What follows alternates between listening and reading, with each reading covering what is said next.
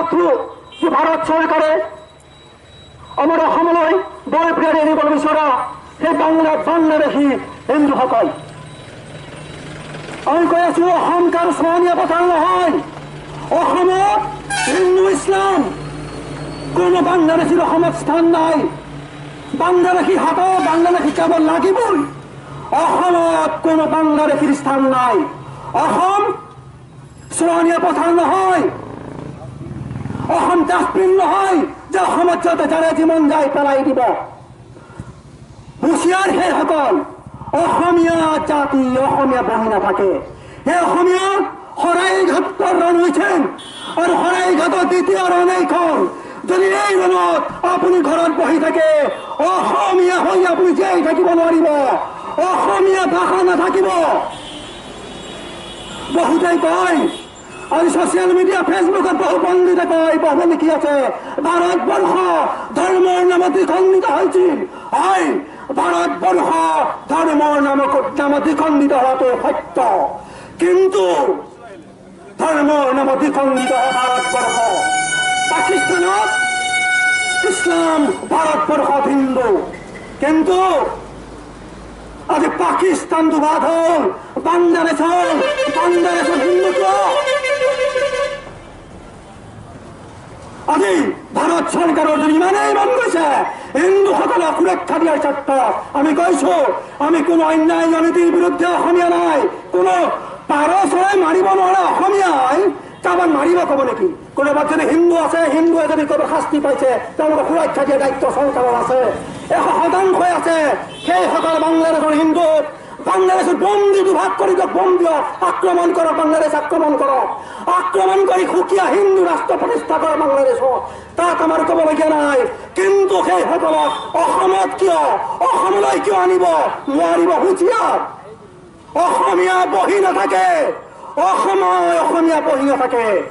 সেই শত শত শ্বহীদৰ কেঁচা তেজৰ গোন্ধ পৰা নাই। আকৌ মানিছে, আকৌ কেঁচা তেজ লব বিচাৰিছে। দুৰ্ভাগ্য, অসমত আজি যিজন মাননীয় মুখ্যমন্ত্ৰীয়ে শাসনভাৰ লৈ আছে তেওঁ যৌৱনৰ এটা সময় পাৰ কৰিছে অসম আন্দোলন কৰি। তেওঁৰ সতীৰ্থ শ্বহীদ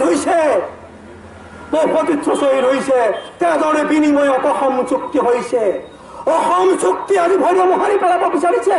তেওঁ হৃদয় কব নাই, তেওঁ হৃদয় গলা নাই, তেওঁ ভবা নাই সেই শ্বহীদসকলৰ কথা।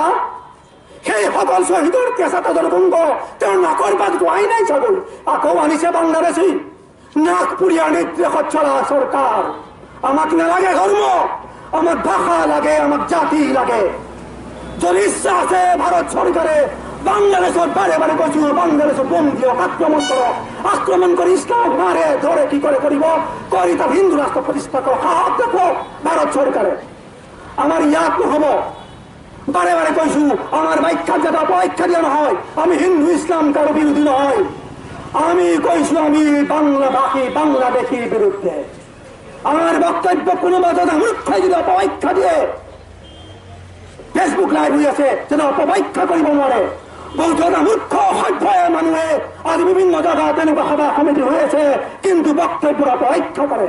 ইছলাম বিৰোধী ভাষণ, হিন্দু বিৰোধী ভাষণ, এনেকুৱা ধৰণৰ বক্তব্য অপব্যাখ্যা কৰিব বিচাৰে। এই অপব্যাখ্যা নকৰিব। আপোনালোকক কৰজোৰা আবেদন জনাইছো, আপোনালোকৰ গাত যদি লাঠি তেজ আছে, মূলা গাভৰুৰ তেজ আছে, আপোনালোক ওলাই আহক, অসম বচাওক। এই অসমীয়া আপোনালোকে হিয়া ঢাকুৰিয়াই কান্দিলে অসম নাবাচিব। অসম যদি বচাবৰ মন আছে আপোনালোক ওলাই আহক, যাৰ ক'ত হওক অসমীয়া, নহলে নহলে অসমীয়া কিন্তু নাথাকিব। এই লাচিতৰ দেখুৱাই নাই কালৰা, তোমালোক ওলাই আহা।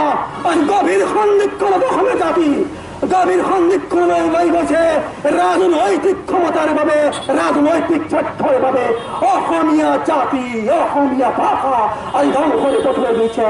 নিদিব, নোৱাৰিব। হুঁচিয়াৰ, আমি কৈ আছো হুঁচিয়াৰ, অসমত অসমীয়াৰ অস্তিত্ব থাকিবই, অসমত অসমীয়াৰ থলগিৰি থাকিবই।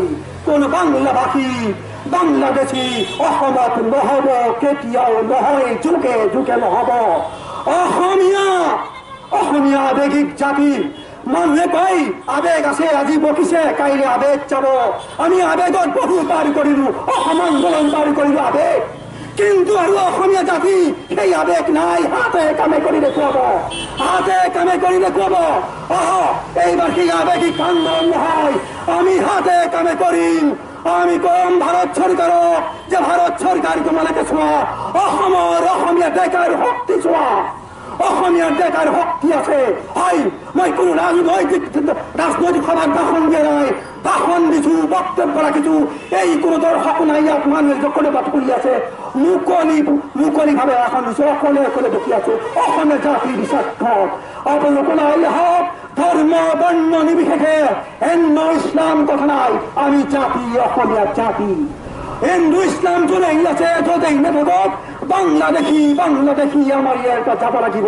হাতে কামে দেখুৱাম অসম বাংলাদেশী ওচৰীয়া কথা নহয় আজি যি সময়ত অসমত NRC কাম চলি আছে বহু অসমৰ বিষয়াসকলে আন্তৰিকতাৰে নিষ্ঠাৰে কাম কৰি আছে NRC উন্নীতকৰণৰ NRC হলেই আমি এক নতুন ফল পাম বাংলাদেশী ওলাব সেইসকল বাংলাদেশী অসমত নাথাকিব কিন্তু NRC হবলৈ নিদিয়ে আজি NRCক বাধা দিবৰ বাবে ভাৰত চৰকাৰে এই ব্যৱস্থা কৰিছে নিদিয়ে এফালে কৈ আছে NRC আৰু এফালে কৈ আছে হিন্দু বাংলাদেশী আৰে তোমালোকে কি কৈ আছা মানুহ অসমীয়া মানুহ বুৰ্বক হিন্দু বাংলাদেশী আনিবা আকৌ কৈ আছে NRC অসমীয়া জাতি বুৰ্বক নহয় আৰু হৈ নাথাকে